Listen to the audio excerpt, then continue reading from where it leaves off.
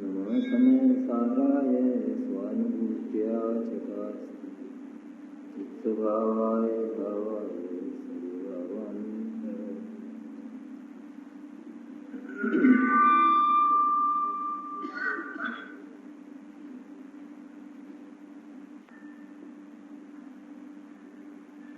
इस महान पवित्र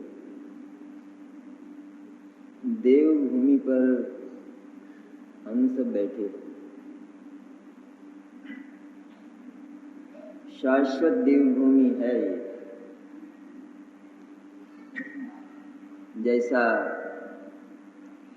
पहले अपन ने चर्चा की थी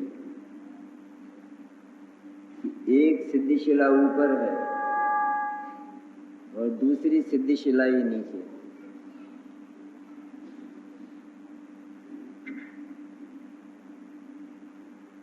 चारों प्रकार के देव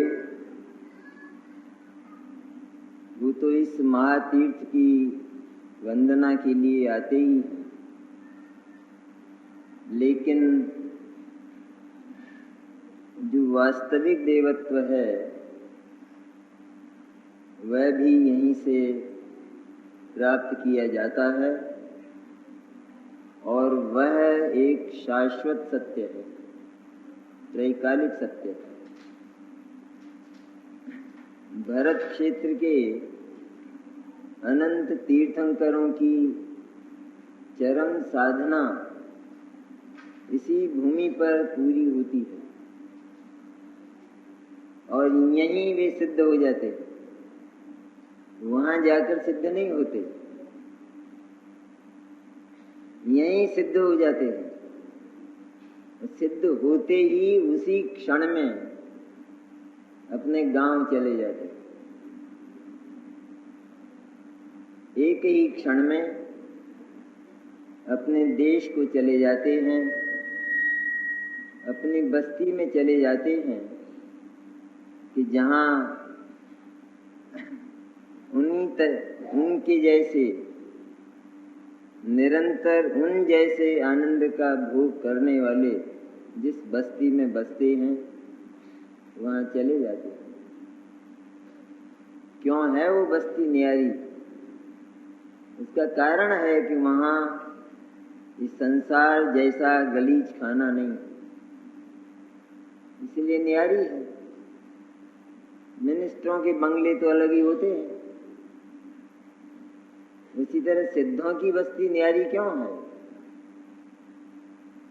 क्योंकि जो संसार की गंदगी है उससे वे बहुत दूर हो चुके हैं और उस शुद्ध बस्ती में निरंतर उनका निवास होता है, आनंदमय निवास, जिसमें थोड़ा भी रंच भी किसी विपत्ति, क्लेश, संकट, परिभ्रमण अथवा आवागमन की गुंजाइश जहाँ नहीं है, कि जो सारे दुख के रूप हैं वे जहाँ समाप्त हो जाते हैं, उसे जैन दर्शन मुक्ति कहता है। ऐसी पवित्र भूमि है, इसमें क्या हमारा कर्तव्य हो जाता है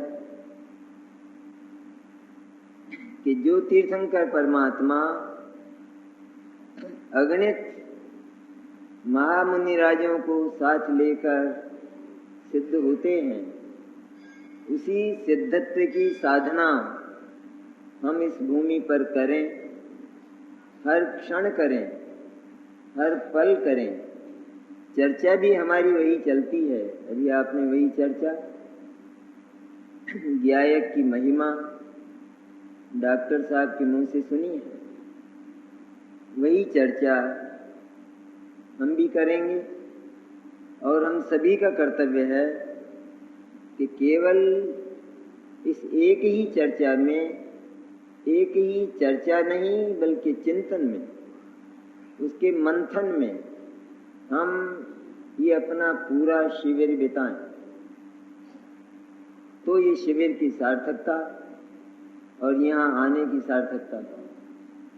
आखिर सिद्ध भूमि पर आने का क्या प्रयोजन? सिद्ध भूमि पर आकर यदि हम उस परम देवत्व की साधना थोड़ी भी ना कर सकें, उस पर हमारा विश्वास ही केंद्रित ना हो, तो हमारे सारे ही प्रयत्न निरर्थक ही होंगे, मेहनत व्यर्थ हो जाएगी। इसलिए उस मेहनत को आनंदमय बनाने के लिए हम निरंतर उस देवत्व की साधना के लिए चर्चा करें। जो जो आपके विचार वाले हैं, परिचित हैं, परस्पर दिन में रात में गोष्ठियां करें और उस शुद्ध चैतन्य की चर्चा, उसके अनेक पहलुओं पर विचार, ये हमारा निरंतर का कर्तव्य होना चाहिए। ये तो मैंने अपनी बात आपको कही, आपको क्या करना है और आप क्या करते हैं इसमें अधिक मुझे नहीं जाना, पर मेरी भावना मैंने आपके सामने व्यक्त की है कि हम देवभूमि पर बैठे। ये कोई सामान्य भाग्य नहीं है। लोग जो बहुत बड़े लोग कहलाते हैं, वे पर्यटन के लिए जाते हैं, कश्मीर जाते हैं, नेपाल जाते हैं, अमेरिका जाते हैं, लंदन जाते हैं, लेकिन हमारे पर्यटन का स्थल यदि हो तो ये ऐसी सिद्ध भूमियां, क्योंकि हमारी वास्तविक साधना, हमारे साध्य की सिद्धि कि ये सशक्त साधन है। इसलिए हमारा पर्यटन, हमारा मनोरंजन, पर्यटन में हम जो मनोरंजन करते हैं वो तो गंदा है, दूषित है, पाप का अर्जन करने वाला, आत्मा को मलिन करने वाला। लेकिन ये पर्यटन आत्मा को विशुद्ध और विशुद्धतर बनाते हैं। इसलिए हमारे पर्यटन स्थल ये है। भाग्य से शिविर के माध्यम से हमें ये देवभूमि प्राप्त हो गई। चारों प्रकार के देव यहाँ आते हैं और भगवान तीर्थंकर परमात्मा जो वास्तविक देव हैं, वे भी अपनी चरम साधना यहीं से पूरी करते हैं। ऐसा शाश्वत सत्य, क्या विचित्र है बात। और कैसी साधना पूरी करते हैं कि पहले तो समो शरण में रहते और समो शरण में शुद्ध चैतन्य के गीत, शुद्ध चैतन्य का यशोगान भगवान की वाणी में होता रहता। भगवान नहीं बोलते हैं, ये बात झूठ है कि भगवान बोलते। आत्मा भी नहीं बोलता, हम भी नहीं बोलते। ये सारा का सारा वाणी मैंने पुद्गल का धर्म है।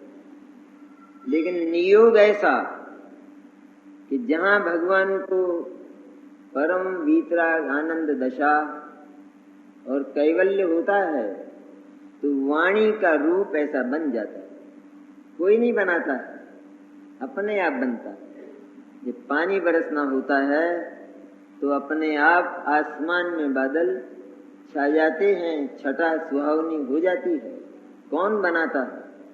उसी तरह भगवान का तीर्थंकर का कैवल्य और उनके भीतर वर्तने वाली आनंदमय वीतराग दशा जब उत्पन्न होती है तो वाणी का योग स्वयं ऐसा होता है कि वह मेघ की तरह मूसलाधार बरसती है। ओंकार ध्वनि एकाक्षरी, वो भी चित्र है वह एकाक्षरी ध्वनि, और उसमें सारे श्रोता समझते हैं। हम नहीं समझते ऐसा, हमको मुश्किल लगता है। भले ये सब जो है अतिशयोक्तियां हैं, अतिशयोक्ति नहीं है, आज तो प्रयोग भी हो चुके इस तरह के। लेकिन हमारा बच्चा है ना छोटा, वो कौन सी भाषा बोलता है? 3 महीने का बच्चा एक ही भाषा बोलता है और हम वो सब समझ जाते हैं। ये पानी पिएगा, ये रोटी खाएगा, दूध पिएगा, अथवा ये कोई लैट्रिन करेगा, हम सब समझ जाते हैं। ये कोई मुश्किल नहीं है। इस तरह का योग भगवान का होता है। और जब मुक्ति का समय निकट होता है तो वाणी अपने आप रुक जाती है, समोसरण का विघटन हो जाता है। देखिए पुण्य क्या काम आता है। वाणी का योग रुक गया, समोसरण का विघटन हो गया और भगवान तीसरे शुक्ल ध्यान में प्रवर्तित होने के लिए वो सम्यक शिखर पर पधारा। सूक्ष्म क्रिया प्रतिपाती जिस शुक्ल ध्यान को कहते, पहले नहीं है। जिस समय वाणी खिरती है उस समय वो तीसरा शुक्ल ध्यान नहीं है। तीसरा शुक्ल ध्यान जब वाणी का योग अर्थात उससे प्रदेशों का जो अत्यधिक कंपन होता था वाणी से, वाणी के निमित्त से, वाणी से नहीं पर वाणी की निमित्तता से आत्म प्रदेशों में जो कंपन होता था वो शुभ कंपन है, वो भी बंद हो जाए। वो बंद होने को होता है, बंद नहीं हुआ। तो जिस समय वो कंपन शिथिल होने को होता है उस समय वाणी बंद होती है। और तीसरा शुक्ल ध्यान सूक्ष्म क्रिया, पहले स्थूल थी क्रिया वाणी के योग से प्रदेशों के कंपन की, अब प्रदेशों का कंपन शिथिल हो जाता है और भगवान उस कंपन को भी अर्थात उस योग क्रिया को भी समाप्त करने के लिए वे सम्यक शिखर पर पधार आते और यहाँ आकर वो तीसरा शुक्ल ध्यान भी समाप्त होता है और चौथा शुक्ल ध्यान जो विपरीत क्रिया निवृत्ति है उस शुक्ल ध्यान में प्रवर्तित होते हैं तो योगों का अर्थात प्रदेशों का कंपन समाप्त हो जाता है। और उस चौथे शुक्ल ध्यान का काल केवल 5 अक्षर जितना होता है। मैंने भगवान के मुक्त होने में केवल इतना काल रह जाता है, अ ई उ री ली, ये 5 अक्षर बोलने में जितना समय लगता है उतना 14वें गुणस्थान का काल। वहाँ जितना कुछ ये अघातीय संबंधी विकार है उसका अभाव करके भगवान यहीं सिद्ध हो जाते हैं। विकार का संपूर्ण विकार का अभाव यहाँ धरती पर ही होता है। जहाँ विकार का अभाव हुआ उसी समय, दूसरा समय नहीं पर उसी समय विकार का अभाव, विकार का व्यय, मैंने परम शुद्ध और सिद्ध दशा का उत्पाद वो यही हो गया। और यहाँ से उसी समय में भगवान उस आनंद धाम को प्राप्त हो जाते हैं। ऐसी महिमा इस स्थल की है, इसलिए इसका अधिकाधिक उपयोग हमको करना चाहिए। हमारी जो चर्चा है वो भी इसी से सामंजस्य रखने वाली समय सार की जो पहली महामंगलमय गाथा है उस पर अपने को चर्चा करना। कल थोड़ी बात की थी कि पहली गाथा और उसका पहला चरण, उससे इस श्रुतस्कंद की स्थापना हुई। भगवान कुंद ने पहली बार ये लिखा। पहले जितनी बातें थी वो सब सुनकर चला करती थी, क्योंकि वहां क्षयोपशम विशद और निर्मल था। तो एक आचार्य से, पहले गणधर से, दूसरे आचार्यों ने सुना द्वादशांग, तो वे द्वादशांग के पाठी हुए। फिर उनसे और दूसरे आचार्यों ने, मुनियों ने सुना और इस तरह सुनते सुनते क्षयोपशम कम होता जाता है, अंग और पूर्वों का ज्ञान घटता जाता है। तो जब अंग और पूर्वों का ज्ञान घटने लगा तब ये महसूस किया गया कि जब ये ज्ञान लुप्त हो जाएगा तो फिर भव्य जीवों को क्या मिलेगा, इसलिए लिखने की आवश्यकता हुई। तो उधर तो भगवान पुष्पदंत और भूतबली वो षटखंडागम लिख रहे थे, आगम ग्रंथ, जिसमें जीव के परिणामों का और जीव के परिणामों के निमित्त जो कर्म हैं उनका विशद वर्णन, क्यों जीव परिभ्रमण करता है, और बीच बीच में शुद्ध चैतन्य के छींटे वो सब उसमें आते थे। और भगवान कुंद को विदेह से लौटने पर यह एक महाभाग्यशाली विकल्प पैदा हुआ कि सचमुच जीव की मुक्ति का जो आधार है वो तो अध्यात्म है, आगम है, वो भी भगवान की वाणी है, लेकिन आगम से अपनी स्थिति को जानकर, वस्तु स्थिति को, वस्तु स्वरूप को जानकर, आत्मा के मूल स्वरूप को जानकर उसमें स्थापित होना, ये अध्यात्म का काम है। इसलिए अध्यात्म की आवश्यकता है और आगम भी अध्यात्म के लिए ही होता है। जैसे आगम ज्ञान नहीं होता, आगम ज्ञान में जिसको प्रमाण ज्ञान के द्वारा पदार्थ के द्रव्य गुण पर्याय का ज्ञान नहीं होता, तो उसका अध्यात्म झूठा होता है। क्योंकि जिसने पदार्थ को द्रव्य गुण पर्याय वाला या उत्पाद्य द्रव्य वाला स्वीकार नहीं किया, तो वो उत्पाद्य द्रव्य में से कौन उपादेय है इसकी छटनी कैसे करेगा? उसने वस्तु को ही सत्य स्वीकार नहीं किया तो आगे उसका सारा ज्ञान झूठा होगा। जो भी नए पैदा होगा वो दुर्नय होगा, पुनः होगा। इसलिए आगम से वस्तु व्यवस्था का, लोकालोक की व्यवस्था का, आत्मा की उत्पाद्य द्रव्यात्मक व्यवस्था का पूरा ज्ञान होता है। बहुत विशद नहीं, बहुत विशद की बात नहीं करते, कई इतना ज्ञान कि जिससे हमारा काम चल जाए। आत्मा उत्पाद व द्रव्य वाला है। जो द्रव्य है, द्रव्य वो शाश्वत होता है।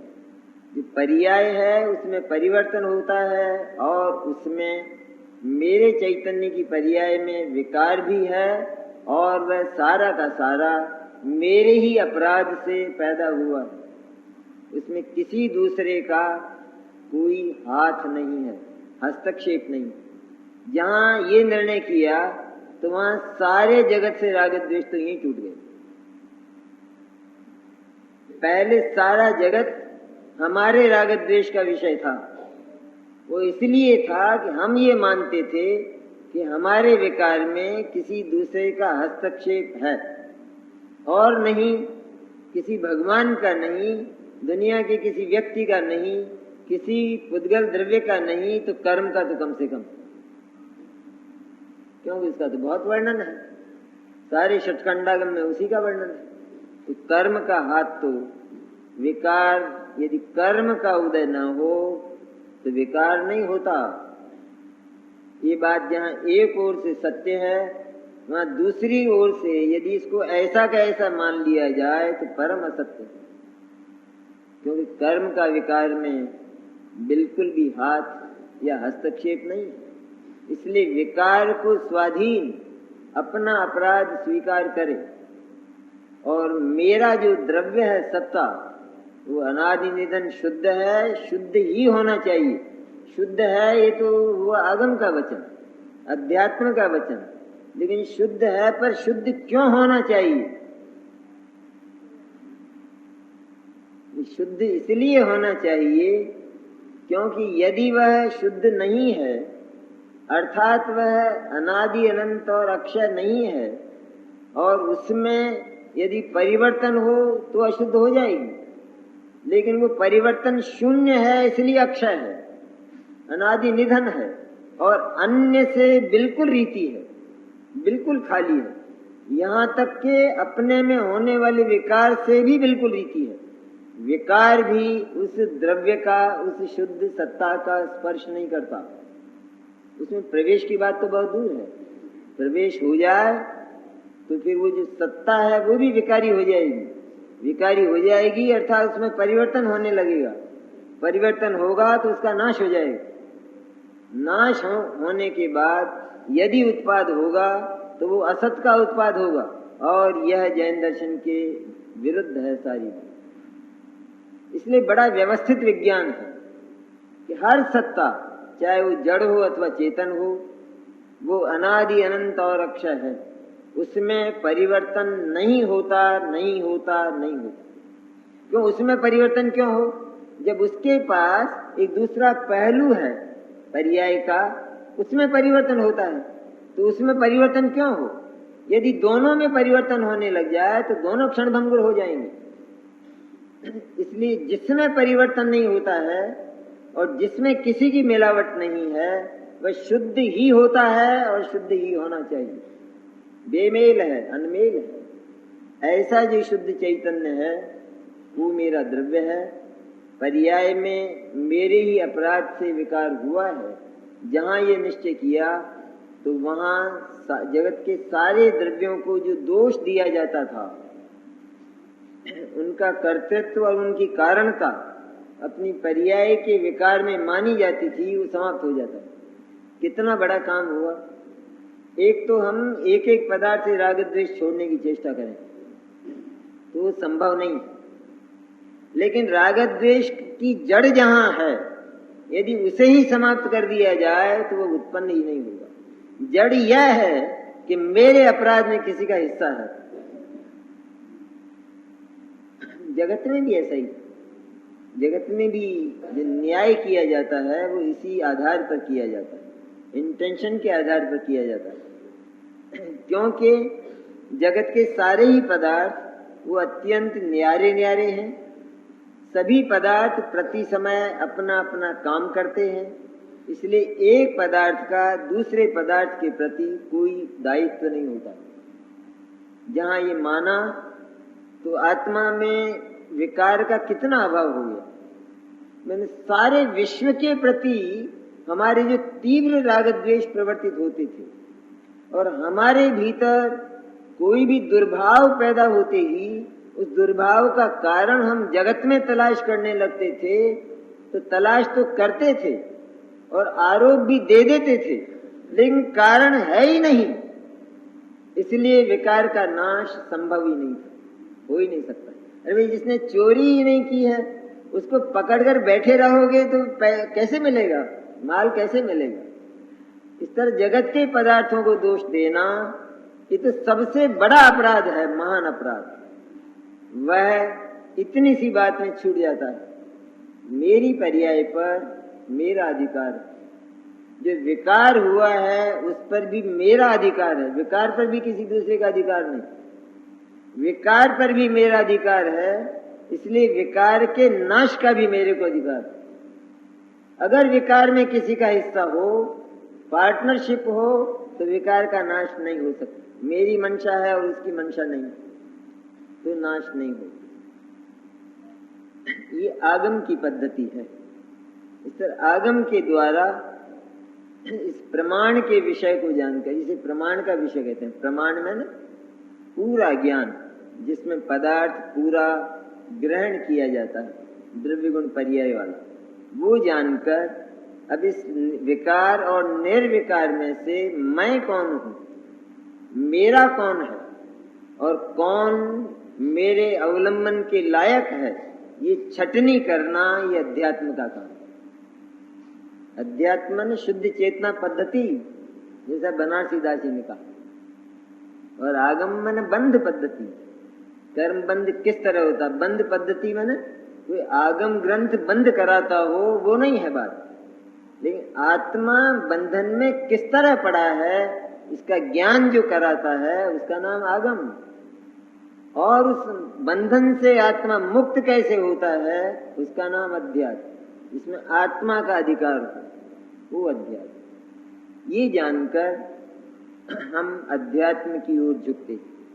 आगम का वाचन, आगम का वांचन वो अध्यात्म के लिए होना चाहिए। और दूसरी बात, आगम तो बहुत है, विस्तार बहुत है, लेकिन जितना हमारे काम का है और जितनी हमारी बुद्धि है, बस उस बुद्धि के लायक आगम से वस्तु स्थिति को, वस्तु स्वभाव को जानकर अध्यात्म में पदार्पण करना। क्योंकि केवल एकमात्र वही विहार करने लायक है, वही आनंद है, वही सुख है। हम बंद ही बंद का विचार करते रहें तो आंसू टपकेंगे, हमारे घुटने टूटेंगे, हमारा हार्ट फेल होगा, हमें संसार महासागर दिखाई देगा। और अध्यात्म में आते ही जिसे हम संसार महासागर कहते थे वो चुल्लू भर रह जाएगा, चुल्लू भर हो जाता है। क्या है संसार, कहाँ है संसार? अरे जिसे संसार महासागर कहा जाता है वह संसार केवल मेरी वर्तमान पर्याय का विकार मात्र, इतना सा। मेरी वर्तमान पर्याय में जितना विकार है बस उतना ही संसार है। ये कहा जाने वाला जगत, ये चार गतियां, ये संसार नहीं, लेकिन वर्तमान पर्याय का विकार बस इतना संसार। यदि इस वर्तमान पर्याय के विकार का इसी क्षण के अंत में अंत कर दिया जाए तो यहीं से मोक्ष हो, कोई रोकने वाला नहीं।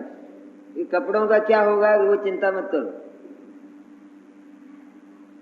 कपड़े न तुमने पहने हैं और कपड़े न तुमने उतारे। जब उन्हें उतरना होगा उतर जाएंगे, जब तक रहना होगा वो रहेंगे। कपड़े पर आत्मा का अधिकार। आत्मा इतना बेवकूफ नहीं कि कपड़े जैसे अचेतन पदार्थ पर अपना अधिकार करे। क्यों करेगा? उसके पास परम सौख्य के निधान है, वो कपड़े को क्या करेगा? वो कभी मरता ही नहीं, उसे सर्दी लगती ही नहीं, उसे गर्मी लगती ही नहीं, उसे निमोनिया होता ही नहीं, तो वो क्या करेगा कपड़े? इसलिए अपने आप ही वो सारा काम होता है। ये बात ज्यादा पसंद या उतारना ज्यादा पसंद? अपने आप उतर जाए वो ज्यादा पसंद या उतारना पड़े वो ज्यादा पसंद?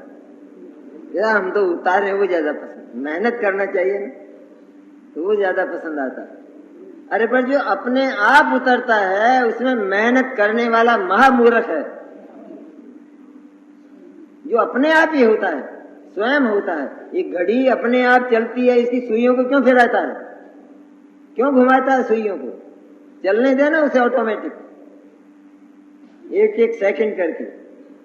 इसी तरह अपने आप होने वाला ये कुदरत के हैं सारे पदार्थ, कुदरत इनकी अधिकारिणी है। और कुदरत में ये काम अपने समय पर अपने आप होते हैं। इसलिए कपड़ा ना उतरे ये बात झूठ, कपड़ा उतारना पड़े ये बात झूठ। दोनों होते हैं, अपने आप होते। तो हम संसार की बात करते थे कि जहां हम अध्यात्म को पढ़ते हैं तो हमें मालूम होता है कि जिस संसार से हम घबराते थे और उसे महासागर समझते थे, वो संसार तो चुल्लू जितना है, जरा सा है, खड्डा है, जिसको यूं ही उल्लंघन एक बच्चा भी उल्लंघन कर जाएगा। ये कैसे हो गया? ये इस तरह हो गया कि जितना कुछ विकार है वह भी केवल मेरे ही अपराध का परिणाम है। एक बात तो ये, लेकिन मेरी जो सत्ता है वो अत्यंत निरपराध है, उसमें अपराध का नाम निशान नहीं है। क्यों नहीं है? यदि उसमें भी अपराध हो तो फिर जो पर्याय में जो अपराध और विकार है उसको कैसे दूर किया जा सकेगा? और वो दूर हो गया ये कैसे जाना जा सकेगा? बात सुनने की है। अगर आत्म सत्ता में विकार हो, वो अत्यंत शुद्ध ना हो, बिल्कुल बेमेल ना हो, और यदि हम उसे विकारी मानते हैं पर्याय की तरह, तो फिर पर्याय के विकार का दूर होना असंभव है। क्योंकि हम पर्याय के विकार को दूर करना प्रारंभ करेंगे तो ये विकार दूर हो गया ये हम कैसे जानेंगे? किससे मिलान करेंगे? कपड़ा धोते हुए हम रुक कैसे जाते हैं? धोते धोते हम दिन भर धोते ही क्यों नहीं रहते? ये कैसे जान लेते हैं कि ये धुल गया? और ये कैसे जानते हैं कि अभी धुला नहीं है? यदि यह मान लिया जाए कि वो तो बिल्कुल गंदा ही है, तो जो बिल्कुल ही गंदा है तो प्रथम तो वो साफ कैसे होगा? वो गंदगी तो उसका स्वभाव हो जाएगा। और यदि वो गंदगी दूर भी होती है तो दूर हो गई, इसका पैमाना क्या है हमारे पास? कैसे जानेंगे हम? जो बुखार होता है वह 98.5 पर आकर क्यों ठहर जाता है? ये डॉक्टरों से पूछिए, ये बैठे हैं डॉक्टर। 105 होगा तो भी 98.5 पर आगे ठहरेगा। इधर कोई 93 में रह जाएगा तो वो भी 98.5 पे जाके ठहरेगा। ऐसा क्यों है? 98.5 के बजाय 97 में आ जाए, 96 में आ जाए, क्या झगड़ा है उसमें? वहां आगे क्यों ठहर जाता है?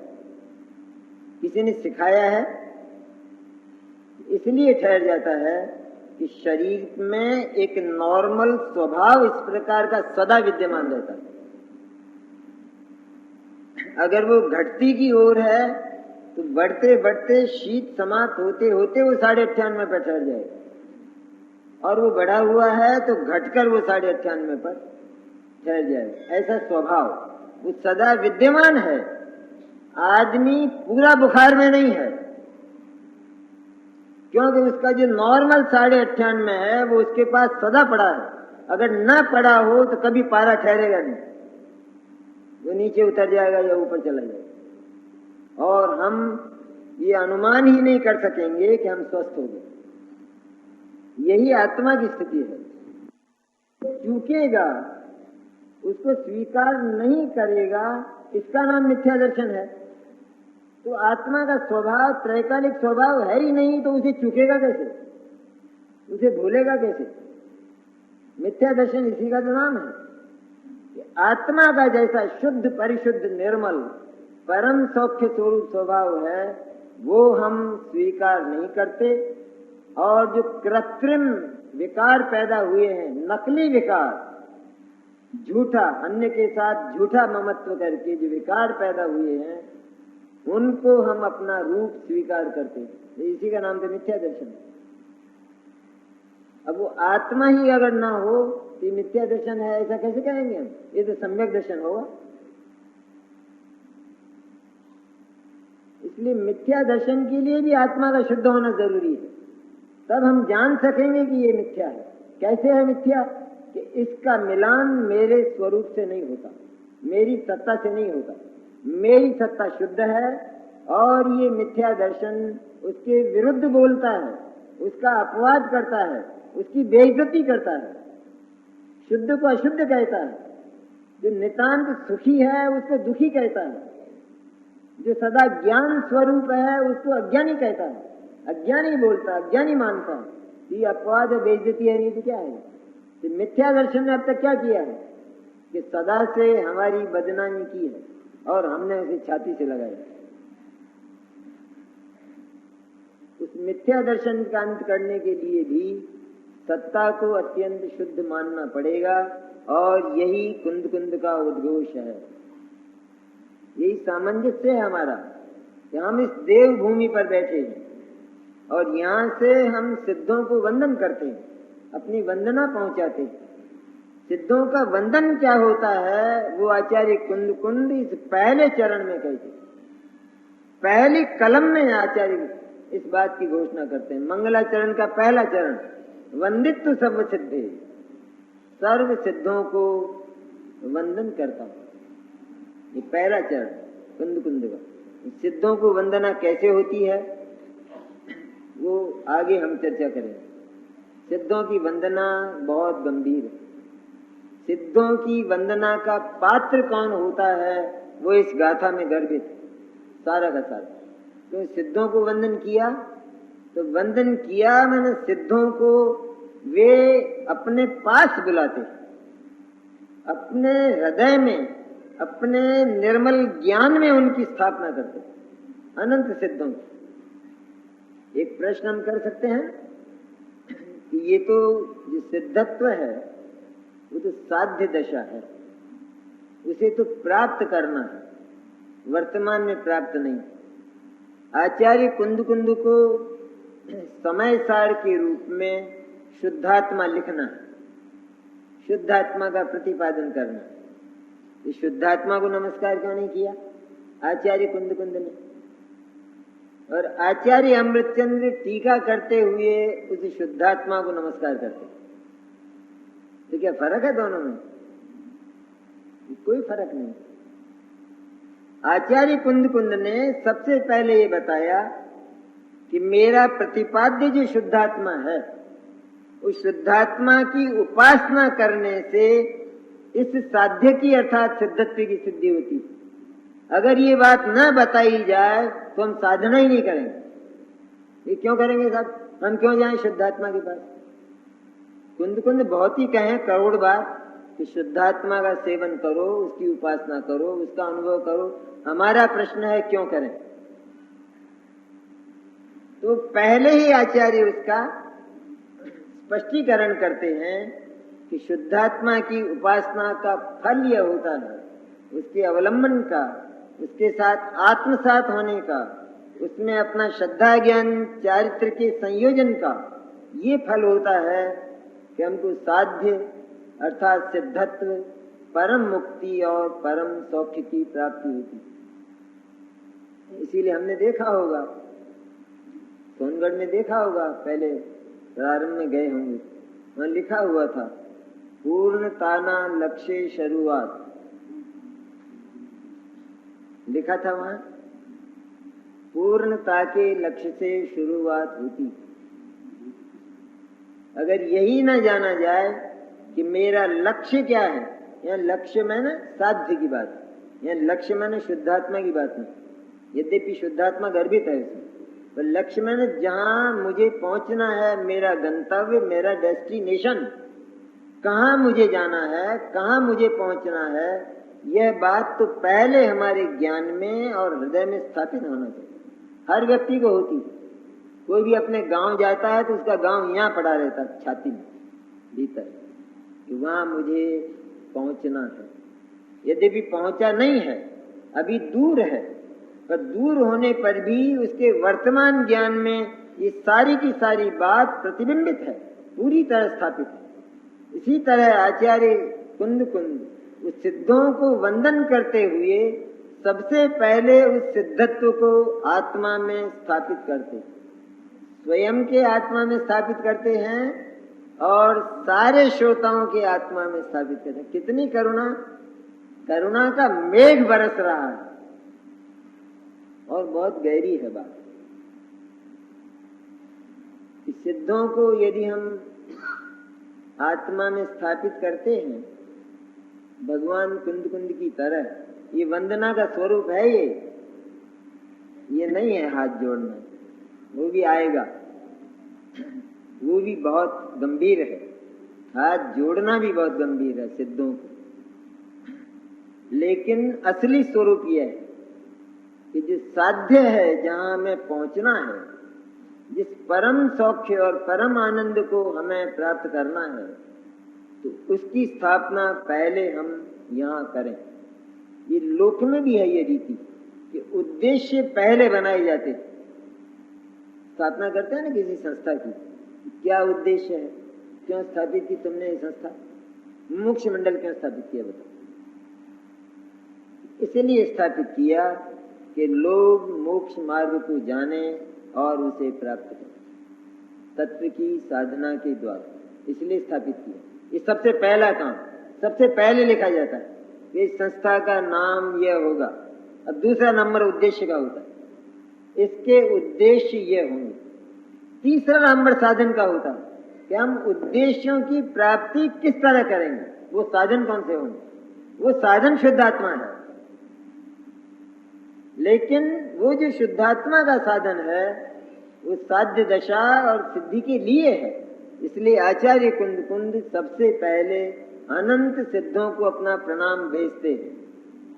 भेजते ही नहीं है, उनको यहाँ बुला लेते सिद्धों को। बहुत बढ़िया है ये बात, बहुत गंभीर है। और उस बुलाने के लिए पात्रता कैसी होना चाहिए, वो सबसे पहले हमको स्नान करना पड़ेगा, नहाना पड़ेगा। अगर हम स्नान नहीं करते हैं तो सिद्ध नहीं आएंगे। इसलिए उसके पहले जो हृदय भूमि बनानी पड़ेगी, उसकी चर्चा भी इस गाथा में गर्भित है। हम आगे उसकी बात करें।